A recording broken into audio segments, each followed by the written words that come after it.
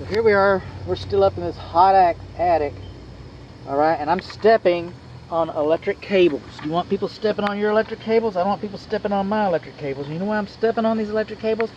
Because this is the HVAC indoor air handler video. Yay! And you know what? We're in front of the service side of the air handler. Yeah, double yay! And you know what?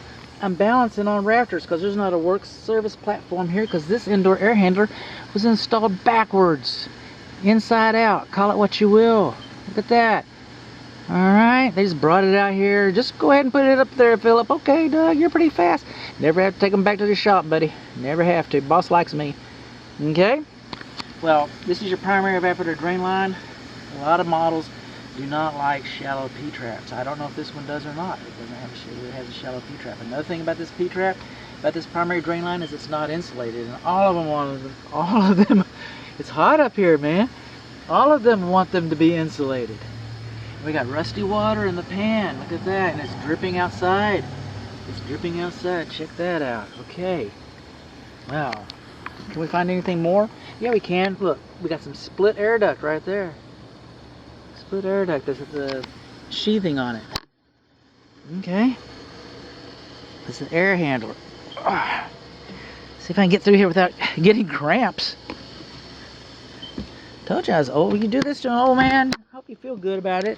Hope you're proud of yourself doing this to an old man like that. This is what should be the front. And it's the back. This is the service platform. You don't have one over there.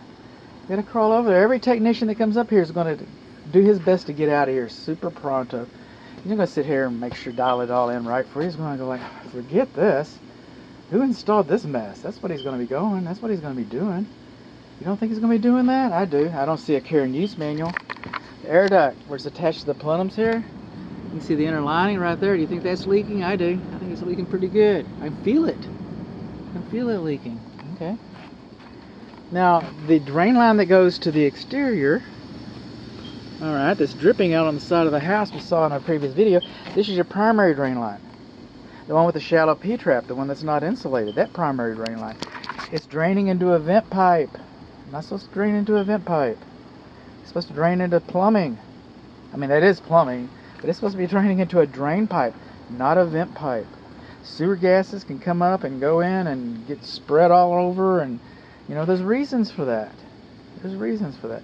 Sometimes in an older house, and this isn't that old of a house, they'll do that, and like in a 1950s house that was never designed to have, and they just kind of had to find some kind of way. But there was no reason for this to be done this way. Not one reason. You could have taken that that drain pipe, gone parallel with this vent pipe down, and caught it next to the sink or the lavatory basin in the bathroom, and you'd have been just fine. There's no reason for that to be done like that. So that's what it is. You're not supposed to kink your air duct. Air duct's not supposed to be kinked. Air duct's not supposed to be kinked. Of course, you're supposed to have insulation on it. It's not supposed to be torn like over there. Coming on along. And if I wanted to get picky, and you're paying me to be picky.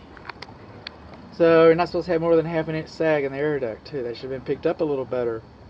Another strap. You're missing a strap right there. This should have been picked up better. So you shouldn't have. You get kinked, sagging. Look at that. Oh, bud. Do you know when to turn it off? No. No, I don't.